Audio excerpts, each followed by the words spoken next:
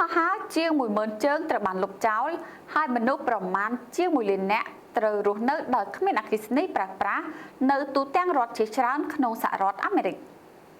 ផ្សាយពាណិជ្ជកម្មនៅ Swiss News និង Best TV សូមទំនាក់ទំនង Telegram លេខ089 383 888 Jeep Montland ជឿជាក់ក្នុងការរស់នៅ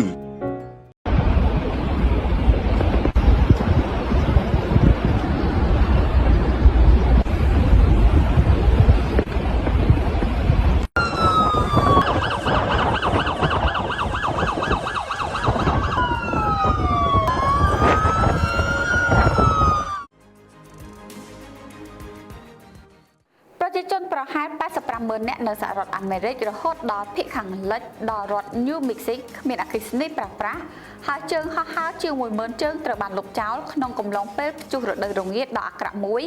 ដែលបានធ្វើឲ្យរដ្ឋភាគខាងកើតភាគខាងត្បូងជាប់គាំងដោយសារព្រិលនិងទឹកកកយ៉ាងក្រាស់ខណៈពេលដែលព្រិលភ្លៀងទឹកកកនិងសីតុណ្ហភាពត្រជាក់ខ្លាំងបានវាយប្រហារនៅក្នុងភាគខាងកើតពីភាគ3នៃប្រទេសចំនួននៃការដាច់ចរន្តអគ្គិសនីនៅតែបន្តកើតឡើងការដាច់ចរន្តអគ្គិសនីបានវាយប្រហារនៅរដ្ឋ Tennessee រដ្ឋ Mississippi រដ្ឋ Texas និងរដ្ឋ Louisiana ហើយរដ្ឋផ្សេងទៀតដែលរងផលប៉ះពាល់រួមមានដូចជារដ្ឋ Kentucky រដ្ឋ Georgia រដ្ឋ Virginia និងរដ្ឋ Alabama យោងតាមគេហទំព័រតាមដានជើងហោះហើរ FlightAware បានឲ្យដឹងថាជើងហោះហើរជាង 1200 នៅសហរដ្ឋអាមេរិកដែលបានគ្រោងទុកត្រូវបានលុបចោលអាកាសយានដ្ឋានជាតិនៅទីក្រុង Washington បានប្រកាសឲ្យដឹងថាក្រុមហ៊ុនអាកាសចរបានលុបចោលជើងហោះហើរទាំងអស់នៅអាកាសយានដ្ឋានចំណែកក្រុមហ៊ុនអាកាសចរ Delta Airlines បាននិយាយថាខ្លួនមានបំណងធ្វើប្រតិបត្តិការតាមការវិភាគដែលត្រូវកាត់បន្ថយអាស្រ័យទៅលើស្ថានភាពជាក់ស្ដែងនិងស្ថានភាពអាកាសធាតុ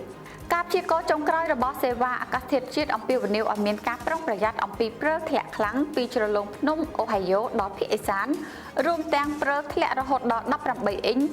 នៅ New England តំបន់ភាគអាគ្នេយ៍និងផ្នែកខ្លះនៃតំបន់ Mid Atlantic ត្រូវបានគេរំពឹងថានឹងមានភ្លៀងធ្លាក់និងមានភ្លៀងព្រិលកកផងដែរ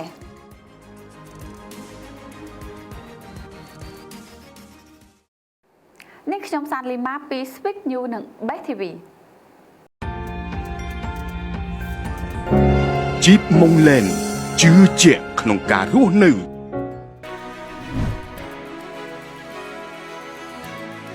Swiss News and Best TV ព័ត៌មានក្នុងដៃអ្នកបដាយថ្មីថ្មោងសូមប្រយ័ត្ននេះគឺជាសញ្ញាព្រមាននៃជំងឺធ្លាក់ទឹកចិត្តក្រោយសម្រាលកូនដែលទាមទារឲ្យទទួលការព្យាបាលជាបន្ទាន់ផ្សាយពាណិជ្ជកម្មនៅ Swiss News និង Best TV សូមទំនាក់ទំនង Telegram លេខ089 383 888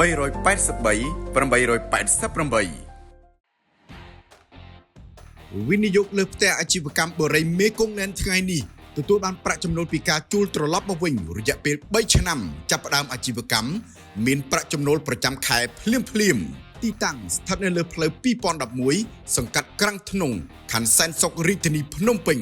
ទំនាក់ទំនងមកកាន់លេខ061 955 999មិនលក់រយៈពេលយូរការថប់បារម្ភនិងអារម្មណ៍អស់កម្លាំង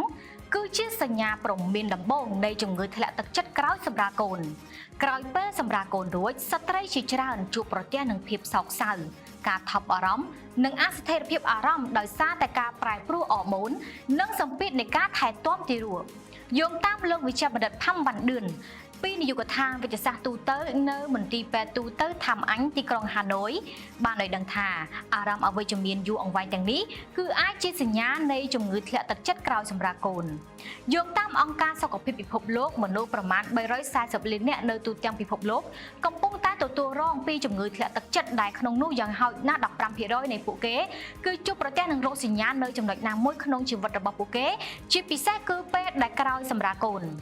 នៅក្នុងប្រទេសវៀតណាមការសិក្សាបានបង្ហាញថាអត្រានៃជំងឺធ្លាក់ទឹកចិត្តក្រោយសម្រាលកូនគឺមានចន្លោះពី11ទៅ 33% ជាធម្មតាគឺចាប់ផ្ដើមក្នុងរយៈពេល4សប្តាហ៍ដំបូងបន្ទាប់ពីសម្រាលកូនរួច ការទទួលស្គាល់រោគសញ្ញានៃជំងឺធ្លាក់ទឹកចិត្តក្រោយសម្រាលកូនដំបូងជួយឲ្យអ្នកម្ដាយទទួលបានការព្យាបាលទាន់ពេលវេលាសញ្ញាធម្មតាមួយនៃជំងឺធ្លាក់ទឹកចិត្តក្រោយសម្រាលកូនគឺអារម្មណ៍សោកសៅភាពទទេឬភាពអស់សង្ឃឹមជាប់រហូតម្ដាយបាត់បង់ចំណាប់អារម្មណ៍បន្តិចម្ដងទៅលើសកម្មភាពដែលនាងធ្លាប់រីករាយរួមទាំងការថែទាំនិងការប្រស័យតាក់ទងជាមួយនឹងកូនរបស់នាងហើយអាចមានអារម្មណ៍ប្រងួយកន្តើយនិងឃ្លាតឆ្ងាយពីកូនរបស់នាងដែលនាំឲ្យអារម្មណ៍មានកំហុសនិងបន្ទោសខ្លួនឯងកាន់តែខ្លាំងឡើងនេះជារោគសញ្ញាគួរឲ្យកត់សម្គាល់ទី1ជំងឺដំណេកនិងការញ៉ាំអាហារម្ដាយដែលមានជំងឺធ្លាក់ទឹកចិត្តក្រោយសម្រាលកូនច្រើនតែជួបប្រទះបញ្ហាគេងមិនលក់ធ្ងន់ធ្ងរពួកគេប្រហែលជាមិនអាចគេងលក់ឬផ្ទុយទៅវិញគេងច្រើនពេកប៉ុន្តែនៅតែមានអារម្មណ៍ថាអស់កម្លាំងហើយខ្ជិលច្រអូសទម្លាប់នៃការញ៉ាំអាហារក៏មានការផ្លាស់ប្ដូរគួរឲ្យកត់សម្គាល់ផងដែរស្ត្រីមួយចំនួនជួបប្រទះទៅនឹងការបាត់បង់ចំណង់អាហារនិងស្រកទម្ងន់យ៉ាងឆាប់រហ័សខណៈពេលដែលស្ត្រីដទៃទៀតគឺញ៉ាំអាហារក្នុងបរិមាណច្រើនខុសពីធម្មតាដើម្បីជាមធ្យោបាយមួយដើម្បីបញ្ចេញអារម្មណ៍ការផ្លាស់ប្ដូរទាំងនេះគឺប៉ះពាល់ដល់សុខភាពអ្នកម្ដាយដែលប៉ះពាល់ដល់ការឈឺសះស្បើយក្រោយសម្រាលកូននិងគុណភាពនៃទឹកដោះរបស់អ្នកម្ដាយផងដែរទី2អស់កម្លាំងការថយចុះការផ្ដោតអារម្មណ៍អស់កម្លាំងនិងខ្វះថាមពលគឺជាការត្អូញត្អែរទូទៅក្នុងចំណោមស្ត្រីដែលមានជំងឺធ្លាក់ទឹកចិត្តក្រោយសម្រាលកូនកិច្ចការប្រចាំថ្ងៃសាមញ្ញគឺខ្លាចជាការលំបាករួមជាមួយនឹងការផ្ដោតអារម្មណ៍និងការចងចាំថយចុះដែលបង្កើនអារម្មណ៍អស់សង្ឃឹមនិងការថប់បារម្ភស្ត្រីជាច្រើនគឺវាតម្លៃខ្លួនឯងថាជាម្ដាយមិនល្អឬមិនគ្រប់គ្រាន់ក្នុងការថែទាំកូនរបស់ពួកគេទោះបីជាពួកគេបានខិតខំប្រឹងប្រែងយ៉ាងណាក៏ដោយទី3ងាយនឹងផ្ទុះឡើងនៅអារម្មណ៍រំជើបរំជួលស្ត្រីជាច្រើនដែលមានជំងឺធ្លាក់ទឹកចិត្តក្រោយសម្រាលកូនគឺបង្ហាញពីការថប់បារម្ភខ្លាំងពេកពួកគេខ្លាចកូនរបស់ពួកគេនឹងឈឺជួបគ្រោះថ្នាក់ឬមានរឿងអាក្រក់កើតឡើងអ្នកខ្លះតែងតែតាមដានកូនរបស់ពួកគេដោយមិនព្រមចាក់ចេញពីកូនសូម្បីតែមួយរយៈពេលខ្លីក៏ដោយម្ដាយអាចនឹងមានអារម្មណ៍ឆាប់ខឹងនិងងាយខឹងទៅនឹងស្វាមីសាច់ញាតិឬសូម្បីតែកូនរបស់ខ្លួនឯងការផ្ទុះអារម្មណ៍ទាំងនេះច្រើនតែបណ្ដាលឲ្យមានអារម្មណ៍មានកំហុសនិងខ្មាស់អៀនដែលនាំឲ្យពួកគេដកខ្លួនចេញនិងជៀសវាងពីសង្គមទី4អារម្មណ៍នៃកំហុសនិងភាពគ្មានតម្លៃអារម្មណ៍មានកំហុសជាប់រហូតគឺជា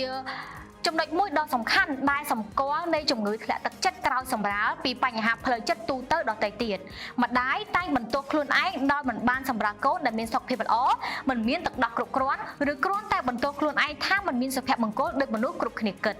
ស្ត្រីជាច្រើនធ្លាក់ចូលទៅក្នុងស្ថានភាពអស់សង្ឃឹមដោយជឿថាអនាគតគឺពោរពេញទៅដោយការលំបាកគ្មានផ្លូវចេញតតែសោះពួកគេនឹងបាត់បង់ជំនឿលើខ្លួនឯងនិងជីវិតហើយមានអារម្មណ៍ថាជាបន្ទុកដល់គ្រួសារទី5គំនិតនៃការធ្វើបាបខ្លួនឯងឬកូនរបស់ខ្លួនឯងក្នុងករណីធ្ងន់ធ្ងរជំងឺធ្លាក់ទឹកចិត្តក្រោយសម្រាលកូនអាចត្រូវអមដោយគំនិតអវិជ្ជមានមួយផ្លែតឬដដែលដូចជាការធ្វើបាបខ្លួនឯងឬការធ្វើបាបកូនជាដើមយោងតាមលោកវិជ្ជបណ្ឌិតនេះគឺជាសញ្ញាព្រមានបន្ទាន់ហើយម្ដាយគឺត្រូវការការគាំទ្រផ្នែកវិទ្យាសាស្ត្រនិងផ្លូវចិត្តជាបន្ទាន់ដើម្បីធានានូវសុវត្ថិភាពទាំងម្ដាយនិងកូនស្ត្រីក្រោយសម្រាលកូនគួរតែទៅមន្ទីរពេទ្យដែលមានកេរ្តិ៍ឈ្មោះល្អដើម្បីពិនិត្យប្រសិនបើមានរោគសញ្ញានៃភាពសោកសៅការថប់អារម្មណ៍និងអស់កម្លាំងមានរយៈពេលលើសពី2សប្តាហ៍ការព្យាបាលជំងឺធ្លាក់ទឹកចិត្តក្រោយសម្រាលកូនរួមមានការប្រឹក្សាផ្លូវចិត្តការព្យាបាលដោយការយល់ដឹងអាកប្បកិរិយានិងការគាំទ្រពីគ្រួសារឬស្វាមីនៅក្នុងករណីខ្លះក៏ត្រូវបានទាមទារឲ្យប្រើប្រាស់ថ្នាំដើម្បីព្យាបាលផងដែរនាងខ្ញុំហៃសោភាពី Swift News និង Best TV វិនិយោគលើផ្ទះអាជីវកម្មបូរីមេគង្គនៅថ្ងៃនេះទទួលបានប្រាក់ចំណូលពីការជួលត្រឡប់មកវិញរយៈពេល3ឆ្នាំចាប់ផ្ដើមអាជីវកម្មមានប្រាក់ចំណូលប្រចាំខែភ្លាមទីតាំងស្ថិតនៅលើផ្លូវ2011សង្កាត់ក្រាំងធ្នង់ខណ្ឌសែនសុខរាជធានីភ្នំពេញទំនាក់ទំនងមកកាន់លេខ061 955